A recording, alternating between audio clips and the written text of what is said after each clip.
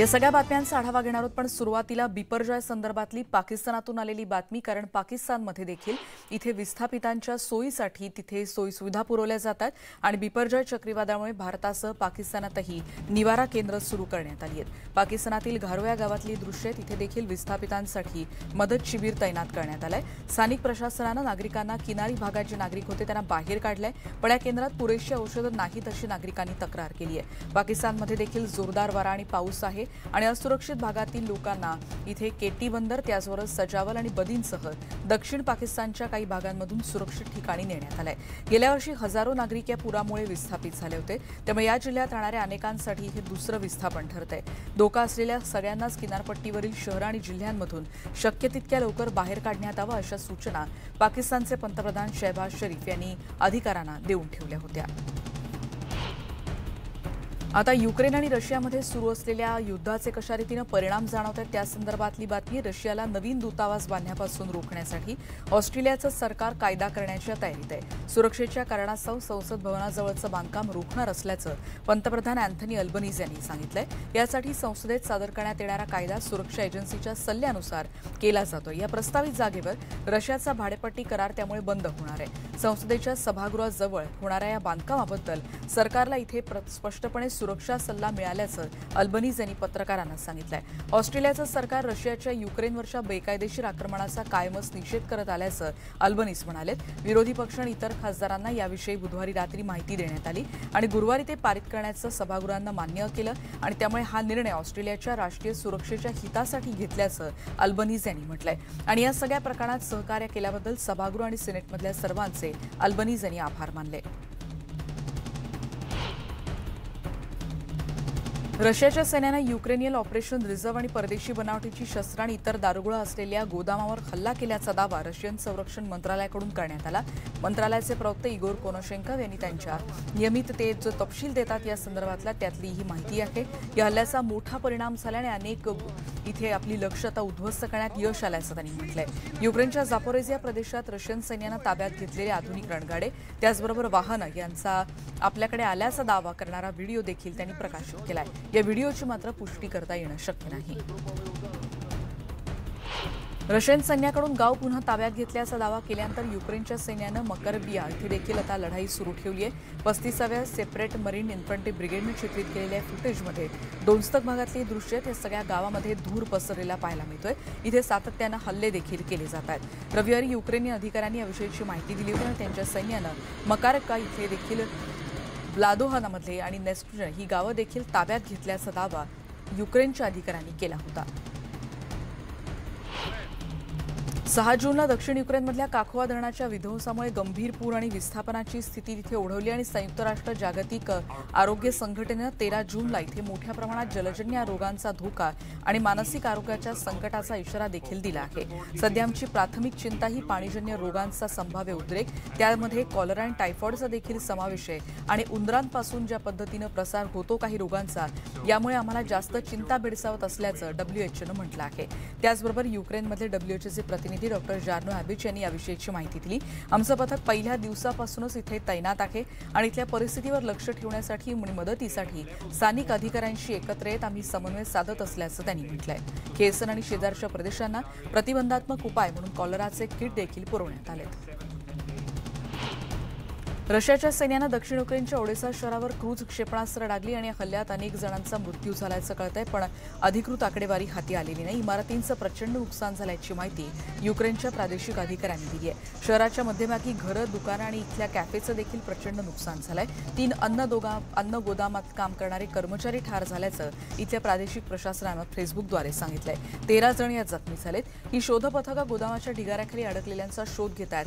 बचावकार्य इथे मोठ्या प्रमाणात करण्यात आलं. इथे ब्लॅक सी अर्थात काळ्या समुद्रातून सुरू असलेला हा बंदर शहरावरचा हल्ला हा आठवड्यातला दुसरा हल्ला ठरला. 4 कार्लिप क्रूझ क्षेपणास्त्रांचा यामध्ये वापर करण्यात आलेला होता. त्यापैकी 3 हवाई संरक्षणाद्वारे रोखण्यात आल्याचा दावा प्रशासनाकडून करण्यात आला. युक्रेनियन स्वयंसेवक यांनी पूरग्रस्त खेर्सन भागातून सुरक्षेसाठी बोटीतून इथे नागरिकांचं कशा रीतीनं स्थलांतर सुरू तर आहेच, पण त्याच दरम्यान पूरग्रस्त नागरिकांना थोडासा दिलासा म्हणून इथे सांगीतिक सेवा देखील त्यांनी केली आहे। अँड्री याने सॅक्सोफोन वाजवण्यासाठी पुरानं वेढलेल्या घराच्या छतावर तो चढला होता। इथे प्रचंड पाण्यानं वेढलेला हा सगळा परिसर आहे, जिथे त्यांनी युक्रेनियन राष्ट्रगीताचे सूर तिथे वाजवले आणि त्याच्या सादरीकरणानंतर ज्या भागात आधी गोळीबार आणि त्यानंतर पूर होता, या भागात काहीच एक क्षण थोडेसे बरे होते असं म्हणायला हवं, कारण इथे हा सगळा परिसर आधी युद्धात झालेल्या हल्ल्यांमुळे आणि आता प्रचंड प्रमाणात असलेल्या पाण्यामुळे इथले नागरिक संतापले आहेत। मारिउपोलमधल्या स्टील प्लांटचा बचाव करणाऱ्या अझोव रेजिमेंटच्या 24 सैनिकांच्या प्रकरणी दक्षिण रशियन शहरातील रोस्तोवमध्ये सुनावणी सुरू झाली। यात 9 महिला आणि 15 पुरुषांवर दहशतवादी कारवायांसाठी विशेष प्रशिक्षण आणि दहशतवादी संघटनेत सहभाग, त्याचबरोबर इथे सत्ता काबीज करणे या आरोपाखाली खटला सुरू करण्यात आलाय। यापैकी काही आरोपांची पुष्टी झाली तर प्रतिवादींना 20 वर्षापर्यंत तुरुंगवास भोगावा लागू शकतो। जर्मन सरकारनं बुधवारी पहिलं व्यापक राष्ट्रीय सुरक्षा धोरण जाहीर केले आणि ज्यामध्ये युक्रेनला पाठिंब्याची जोपर्यंत आवश्यकता आहे तोपर्यंत पाठिंबा देण्याचं पुन्हा एकदा आश्वासन जर्मनीकडून देण्यात आलं। ही रणनीती देशासाठी लष्कर, त्याचबरोबर आर्थिक आणि सामाजिक जोखीम म्हणून जर्मनीच्या दृष्टिकोनातून एक महत्त्वाचं पाऊल होती। चान्सलर जोलाफ स्कोल्ज यांनी याविषयीची माहिती दिली। 2021च्या अखेरीस सत्तेवर आल्यावर त्यांच्या 3 पक्ष सरकारनं हे धोरण तयार करण्याचं वचन दिलेलं आहे। युक्रेनमधल्या युद्धामुळे जर्मनीत स्वतःच्या सशस्त्र दलाच्या तयारीबद्दल देखील चिंता वाटत असल्याचं त्यांनी म्हटलंय। नामिबियामधली बातमी आहे। नामिबिया सरकारनं तब्बल 40 मगरींचा लिलाव करण्याचा निर्णय घेतलाय। इथे अनेक नागरिक आणि प्राणी मगरींच्या हल्ल्याचे बळी ठरलेत, त्यामुळे नामिबिया सरकारनं मगरींचा लिलाव करण्याचं ठरवलं आहे। सरकारी अधिकाऱ्यांनी याविषयी माहिती देताना म्हटलंय, देशाच्या अनेक भागांमध्ये मगरींची संख्या वाढली आणि ती नियंत्रणाबाहेर जाते आणि त्यांना सांभाळण्यात सरकारला अडचणी येत आहेत। सरकारच्या म्हणण्यानुसार अनेक मगरी राष्ट्रीय उद्यानाच्या बाहेरच्या परिसरात जात आहेत, त्यामुळे आसपासच्या लोकसंख्येला धोका निर्माण होऊ शकतो। या मगरी अशाच लोकांना विकल्या जातील ज्यांच्याकडे मगरींसाठी योग्य निवासस्थान असेल असं देखील सरकारकडून सांगण्यात आलंय। नामिबिया सरकारला मात्र हे सिद्ध करून दाखवावं लागणारी ही मोठी कसोटी त्यांच्यासमोर असणार आहे। बातमी अमेरिकेतली। अमेरिकेचे अध्यक्ष जो बायडन यांनी लीग ऑफ कन्झर्वेशन वोटर्सच्या वार्षिक कॅपिटल डिनरसाठी ते उपस्थित होते। हवामान बदलाबद्दल यावेळी त्यांनी चिंताही व्यक्त केली आहे। आमच्या मुलांना आणि नातवंडांना अनेक संकटांचा सामना करावा लागतंय हे स्पष्ट दिसतंय। हा एक खरा अस्तित्वाचा धोका असल्याचं त्यांनी म्हटलंय। आपल्या योग्य गरजा पूर्ण केल्या नाहीत तर अनेक संकटांचा आणि यापुढे अनेक मोठी संकट ओढवण्याची भीती बायडन यांनी आपल्या भाषणात व्यक्त केली।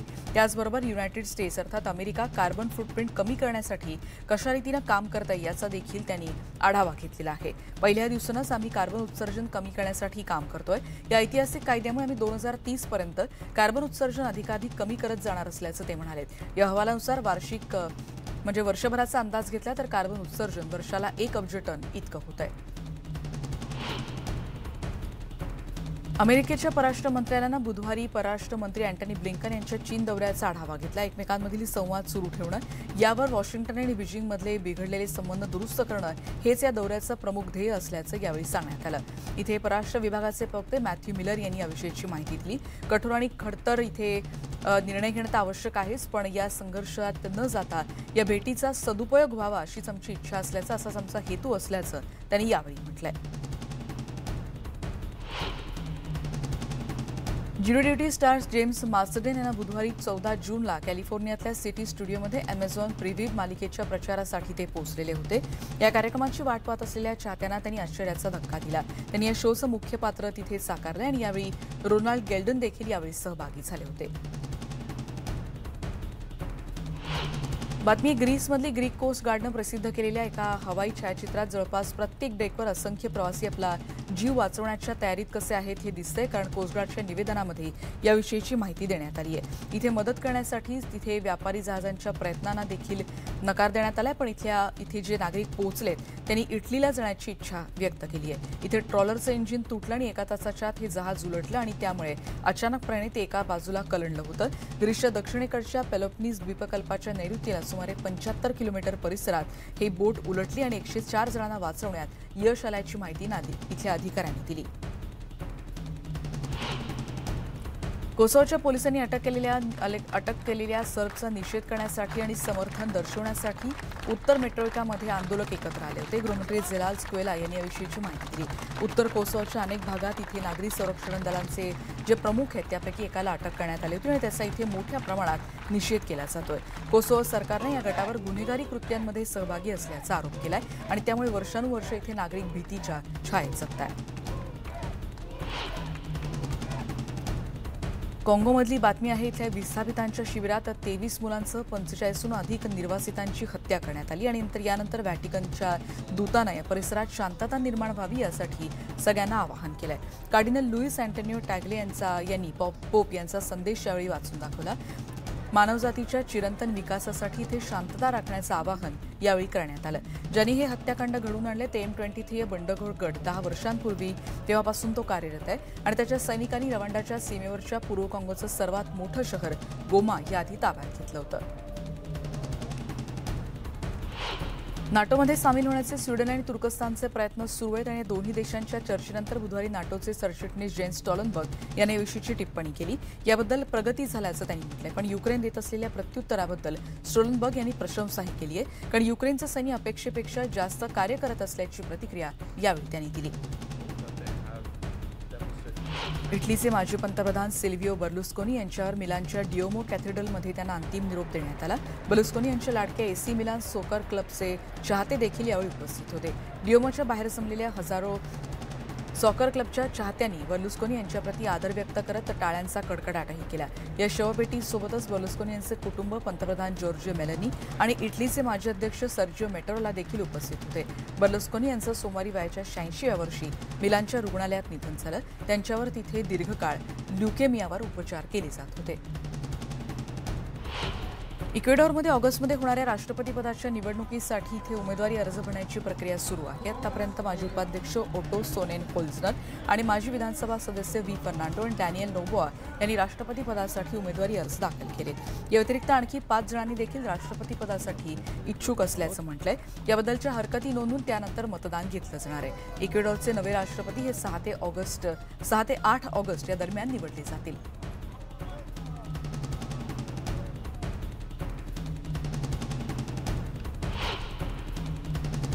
आणि यानंतर इतरही बातम्यांसह आपण भेटणार आहोत पण एका ब्रेकनंतर. पहा फक्त जगाच्या पाठीवर.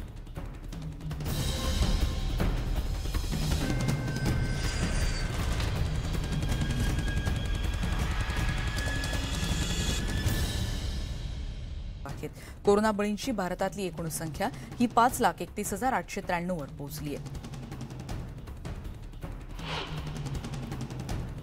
आजही जगातल्या अनेक देशांना कोरोनाच्या लसीची आवश्यकता आहे आणि या प्रतिबंधात्मक लसीच्या कोरोनाच्या विविध प्रकारच्या अन्य स्ट्रेनवर देखील त्याचा उपयोग होत असल्याचं प्राथमिक चाचण्यांमधून समोर आलंय. सध्या जगात काही देशांमध्ये असलेल्या XBB नावाच्या ओमिक्रॉनच्या स्ट्रेनसाठी पुन्हा एकदा कोरोनाची मूळ लस दिली जाते. कोरोना प्रतिबंधक लसीचं उत्पादन अनेक देशांनी सध्या कमी केलंय. त्यामुळे अचानक मागणी आल्यावर त्याची मागणी आणि त्याप्रमाणे पुरवठा करण्यासाठी काही वेळ जातोय. पण कोरोनाच्या आणखी काही संभाव्य स्ट्रेनचा विचार केला जाणार आहे आणि त्यासाठी लस निर्मिती करणाऱ्या देशांनी या लसींचा पुरेसा साठा तयार करून ठेवावा असं आवाहन जागतिक आरोग्य संघटनेकडून करण्यात आलंय. बातमी अमेरिकेतली बेंटन काउंटीमधल्या वॉशिंग्टनमधल्या यकिटाट भागात लागलेली आग ही 7,000 एकरपेक्षा जास्त भागात कशा रीतीने फोफावत गेली आपण बघतोय. त्यामुळे काहींना त्यांच्या घरातून बाहेर काढावं लागलं. हॉर्स हेवन हिल्स परिसरात धुराचे मोठे ढग दिसत होते. अग्निशमन दलांनी त्या विमानांनी आकाशातून पाण्याचा मारा करायला सुरुवात केली. इथे 2 घरांना आग लागली होती. मंगळवारी रात्रीपर्यंत या स्थलांतराचे सर्व आदेश त्यानंतर मागे घेण्यात आले. अमेरिकन रेड क्रॉसकडून अन्न त्याचबरोबर झोपण्याच्या सोयीसाठी खाटांची सोय या तात्काळ गरजा पुरवण्यात आला. इथल्या स्थानिक हायस्कूलमध्ये आपत्कालीन निवारा केंद्र सुरू करण्यात आलं. पुढची बातमी अटलांटापासून सुमारे 190 मैल दक्षिणेला असलेल्या ब्लेकली जॉर्जियामध्ये जमिनीवर एक मोठं चक्रीवादळाची शक्यता व्यक्त करण्यात आली.